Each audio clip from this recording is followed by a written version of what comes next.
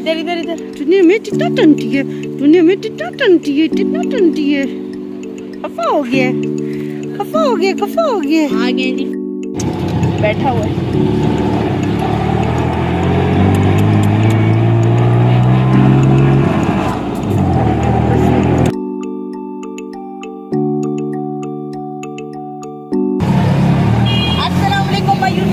कैसे हैं आप सब? फूलों के शहर पेशावर से आपके पीछे बैठी है तायरा इफ़त, और आज हम लेके जा रहे हैं सैम के बाल कटवाने के लिए और पंजे भी कटवाने के लिए, क्योंकि ये बहुत गंदा हो रहा था और ये नाखून बहुत मार रहा था। अभी जब हम इसको लेकर आते हैं, क्योंकि ये नहीं निकलता बाहर, तो शॉर्ट से ये बहुत शॉर्ट लगता है। अभी मम्मा कुछ पंजा।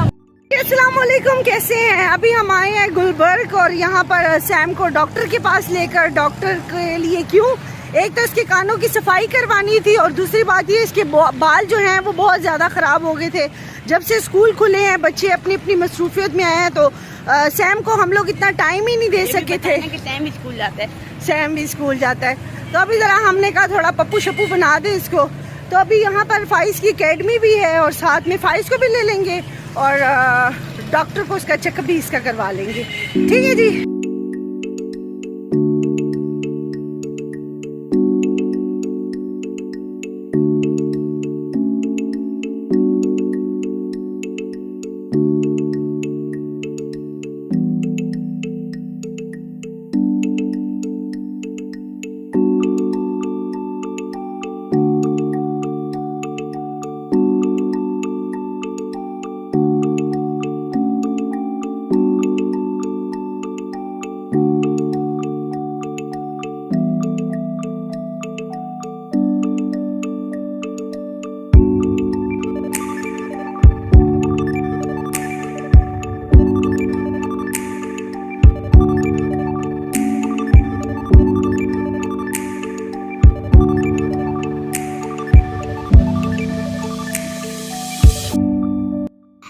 ओके जी, यहाँ से करते हैं अपना वॉइस ओवर स्टार्ट। और जी यहाँ पर बड़ी ही ज़बरदस्त और बड़ा ही मैं कहती हूँ पप्पू बच्चे वाला काम हो रहा था। और क्लिनिक की अगर बात की जाए, डॉक्टर साहब की अगर बात की जाए और इनके जो ये साथ में इनके हेल्पर थे उनकी अगर बात की जाए, स्टाफ बहुत अच्छा था और हर चीज़ के हिसाब से, सफाई के हिसाब से बहुत ख्याल रखा जा रहा था।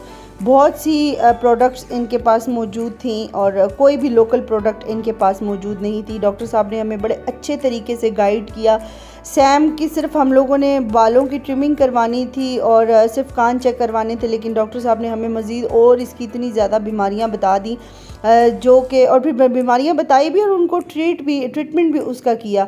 इस वक्त सैम को इन्होंने एनेस्थीसिया दिया हुआ था और क्योंकि उन्होंने कहा इसके बगैर हम लोग नहीं कर सकते, क्योंकि इसके जो है ना बाल बहुत ऐसे वो जुड़े हुए थे। अब उसको क्या बोलेंगे, मुझे तो समझ ही नहीं आ रही इसको क्या बोलते हैं, लेकिन डॉक्टर साहब ने कुछ कहा था लेकिन नाम अब मेरा भूल गया, नाम मुझे भूल गया।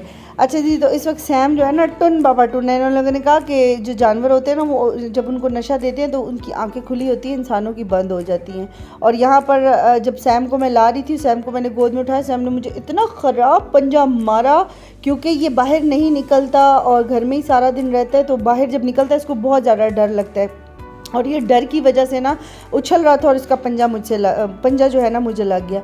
तो फिर अभी ये इसके बाल गीले हो गए थे क्योंकि वहाँ जगह गीली थी, तो अभी इन लोगों ने इसको जो है ना ड्राई किया, फिर उसके बाद जो है इसको सारा इसकी शेव कर दी, क्योंकि उन्होंने कहा शेव के बगैर जो है ना नहीं हो सकता। आप देख रहे हैं सैम के कितने ज़्यादा बड़े बड़े बाल हो गए थे। तो फिर हमने कहा जैसा डॉक्टर साहब को मुनासिब लगे वैसे ही करें। उन्होंने फिर इसका जो है इसकी हिजामत भी की इसको। दूसरी बात ये कि इसके कान भी साफ़ किए, कानों का टेस्ट किया। आगे आप देखिएगा सैम के कान में कीड़े पड़े हुए थे और कीड़े फिर उन्होंने हमें बताए, जब उन्होंने मुझे दिखाए मेरे तो पैरों के नीचे से ज़मीन निकल गई, क्योंकि ये सिर्फ़ और सिर्फ बच्चों की लापरवाही की वजह से ये इतना ख़राब हुआ। वरना कभी भी ये मेरा बच्चा ख़राब ना होता, कभी भी इतना बीमार ना होता और इसको ये सारे मसले मसाइल ना होते और इसकी जो खूबसूरती इसके बाल हैं ये हमें शेव करने ना पड़ते।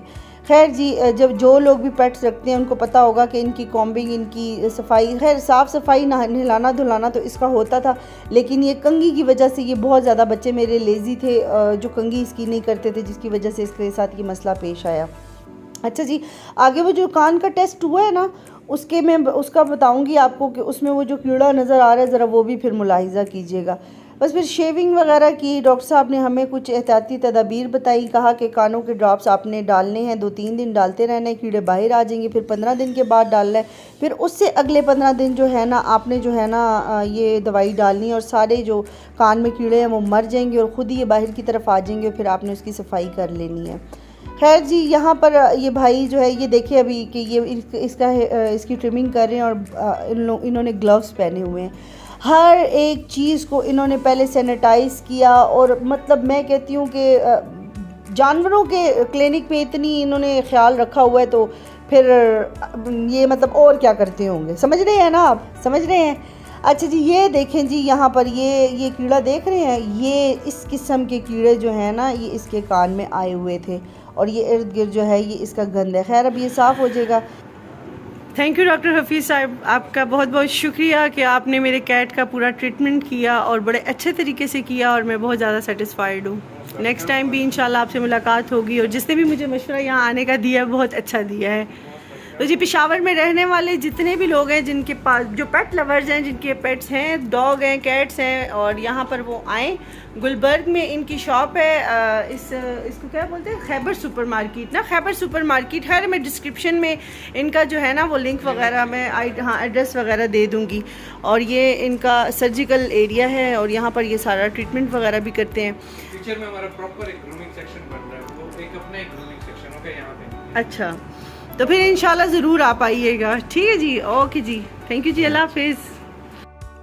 ओह हो, सैम अभी नशे में है ना। फाइज तुम इतने खफा क्यों थे? हाँ ठीक था अभी तक, ये दूध पलट नहीं, हमरा इतनी एक्टिंग कर रहे। इन दोनों की कभी भी नहीं बनती। अभी सैमटन ने, हम लोग घर आए हैं और देखते हैं कि अंजलना और जमीन के क्या रिएक्शंस होंगे। और ये देखो ज़रा, अपने बस्ते शस्ते मुझे पकड़ाए हुए हैं। कितना मुश्किल होता है डेली फिर वीडियो बनाना और एडिट करना और इनके साथ अपनी मगजमारी भी करना। चलो लाइव रिएक्शन दिखाती हूँ।